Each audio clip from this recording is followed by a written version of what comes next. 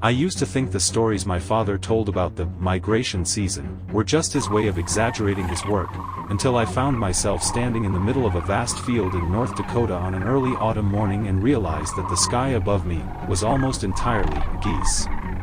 Thousands, then tens of thousands of geese flew in layered formations, stacked upon one another, stretching so far that you couldn't tell where the flock began or ended.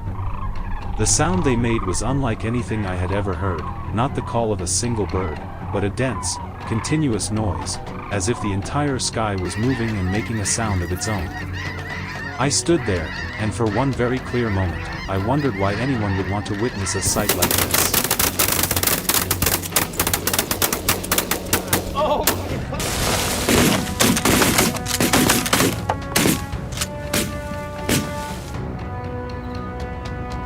That morning, before the light had fully broken, I followed him and his team to a place where hundreds of goose decoys had been arranged in clusters, interspersed with carefully calculated open spaces.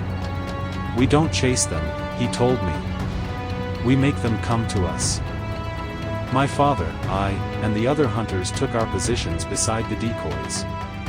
Honestly, I didn't feel much at first, until the real flock began to appear and gradually lowered its altitude. It was a tactic to draw their attention, to make them mistake this for their own kind. Watching it unfold, I couldn't help but be struck by the sheer number of geese. It was overwhelming. Almost instantly, a series of dry, sharp sounds rang out. One by one, they were brought down and falling to the ground. In that instant, a thought crossed my mind: if only they hadn't come down, things would have been different. Why not just fly on and continue their migration? But it was already too late. The hunting dog was released. It dashed forward, focused on retrieving the fallen geese and bringing them back. Understanding the behavior of the species makes it easier for us to control them, removing yet another threat to the farmers' crops. The team continued to wait. A few minutes later, another large flock passed directly overhead. This time, no one rushed. Everyone held their positions, hidden beneath layers of camouflage, waiting for the exact moment when the birds would descend into the pre-calculated zone. Then the familiar sounds rang out again. Not once, but repeatedly. One by one, they broke from formation, falling from a sky already too crowded. I said nothing. I just stood there and realized that what unsettled me wasn't only what was happening, but how smoothly everything operated, as if this was no longer a natural event, but a collision between instinct and preparation. And I didn't like that at all.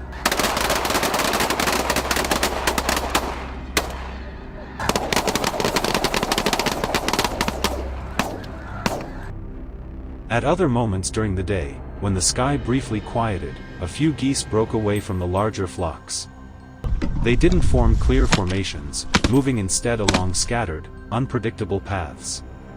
Some members of my father's team tracked them, then made quick decisions, as if missing a single beat would mean everything passed without a trace. A few birds faltered mid-flight, losing rhythm, then dropped faster than I expected. But there was no large chaos like before.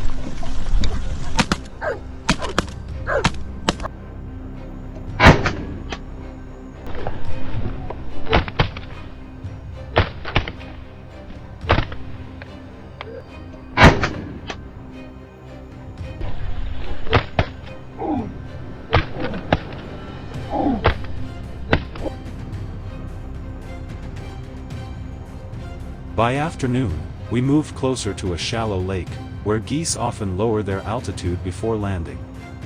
Some hunters were already concealed in low bushes along the shore, almost blending into the surroundings. The shots rang out almost in unison.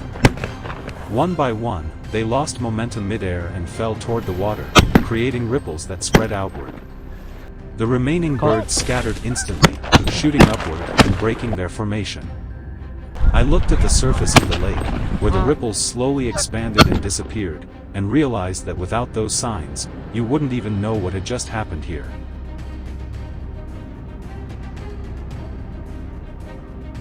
As the sky began to dim into twilight, I thought the long day was finally coming to an end. But my father insisted, not yet. And he was right. Another large flock appeared. Less defined than in daylight, just dark shapes moving against a sky that was steadily fading. This time, everything happened faster, demanding decisions that were as quick as they were precise.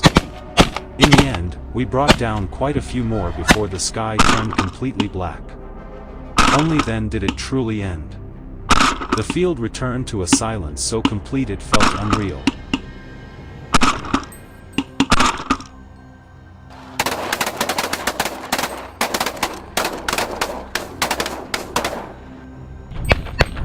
I stood there, looking up at the sky that had finally begun to clear, and for the first time, I understood why the farmers here had called my father. Not because they hated the geese, but because with numbers like that, a single season could erase everything they had built. I still don't like it. Honestly, I don't think I ever will. But for the first time, I understand what it feels like to stand between two choices, neither of which feels right. And perhaps what unsettles me most is not what happened today, but the realization that it will keep happening.